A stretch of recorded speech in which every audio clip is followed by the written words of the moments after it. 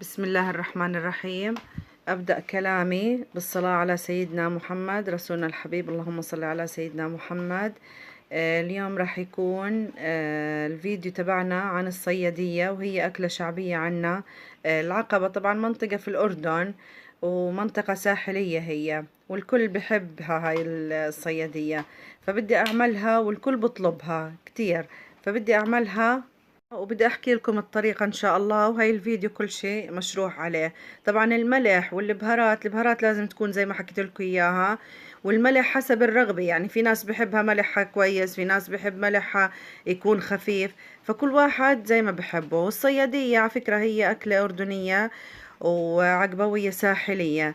طبعا السمك معروف انه فيه فوائد كثيرة، وهو من اللحوم البيضاء، وفي بيستخلصوا منه مادة الأوميجا 3، بيستخلصوا منه مادة الأوميجا 3، وفي الفيتامينات ومعادن كثير مفيدة للعقل وللذاكرة وتأخير الشيخوخة. كثير مفيد السمك يعني، وبتحسوا ما إله الحمد لله أضرار. ومن النهر للأكل والشرب، من البحر الميت هو إحنا بنجيبه. على العموم لا تنسوا اللايك والشير والاشتراك لحتى تدعمونا. هلا بدي ابلش البهارات. المكونات اللي بدنا نبهر فيها السمك، وهي اول شي الملح، بعدين بنحط الكمون، يعني معلقتين من الملح، معلقتين كمون، ومعلقة ونص ملح ليمون، وبنحط معلقة ونص كمان فلفل اسمر. وبنخلطهم مع بعض. هذا أول إشي للسمك لحتى نبهره. طبعا تبهيره بدنا نخلط المكونات ونبهره، نخليه يعني ساعة لساعتين لحتى يدخل البهارات فيه الطعم الزاكي. هلقيت أنا عمالي بنظف السمك، نقعته بمي وملح وخل، وعمالي هيني بدي امسك بالقشرة الليمونة، بحب ارش ملح وليمون وافرك. هاي رشين ملح عشان نفركه ويعطي الطعم الزاكي. طبعا لحتى تنضف وننظفها كاملة، ننظف البهارات كاملة، ننظف السمكة كاملة. وبنقيم طبعا الاشياء الاسود هذا والخيوط، بنحاول نقيمه بقشرة الليمونة.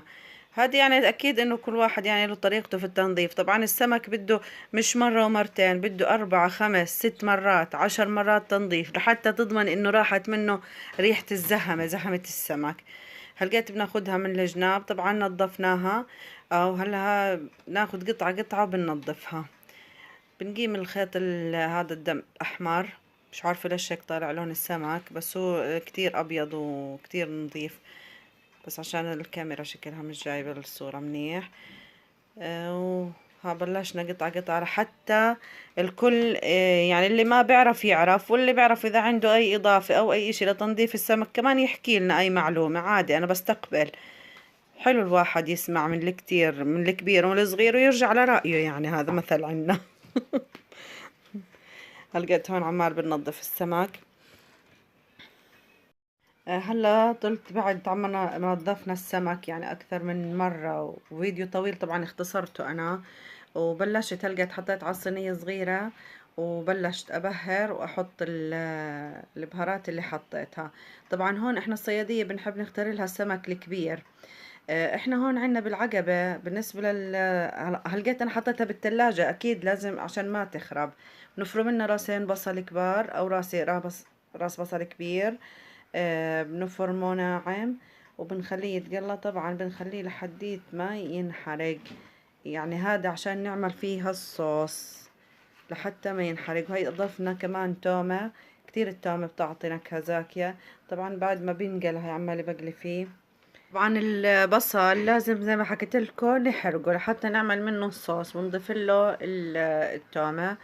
هلقيت بنخليه لحتى ينحرق. هيدا اورجيكم الصورة لحديت ما ينحرق، عن جد ينحرق عشان يعطينا الصوص اللي بدنا اياه.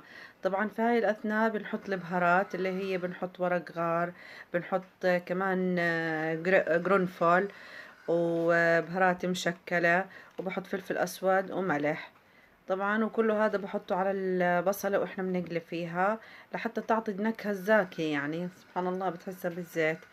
حطيت كمان من البهارات ال7 بهارات هاي عنا مشهورة، كتير بتعطي طعم زاكي. او الكاري اللي مخلوط اكتر من نوع من البهارات.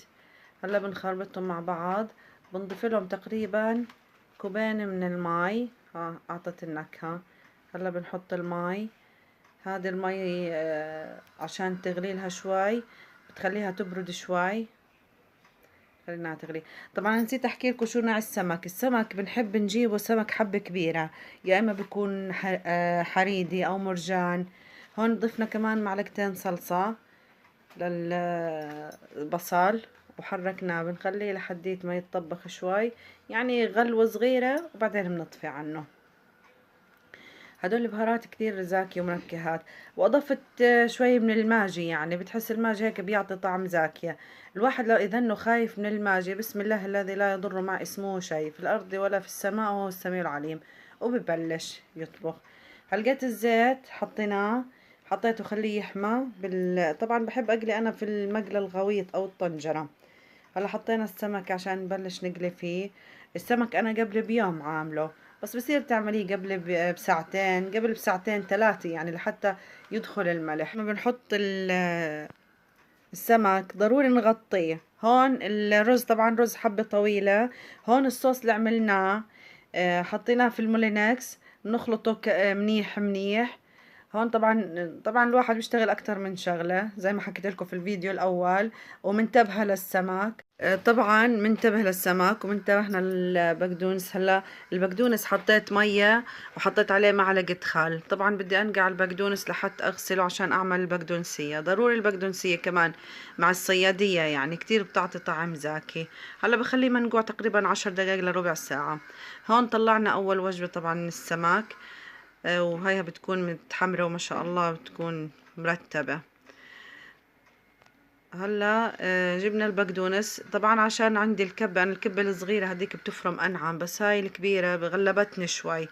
على العموم بنحط البقدونس وبنحط درستين تومة وبنخلطهم على الكبة. بعدين بنضيف لهم الطحنية والملح. هذا ليمون تقريبا، حطيت كاستين ليمون كسرتهم بمي، يعني نص الكاسة ليمون نص الكاسة مي. كاستين يعني اخذت معاي عشان ايش؟ تساعد الكبة على الحركة والفرم. وهون حطيت كمان بحدود يعني كوب كبير من الطحينة.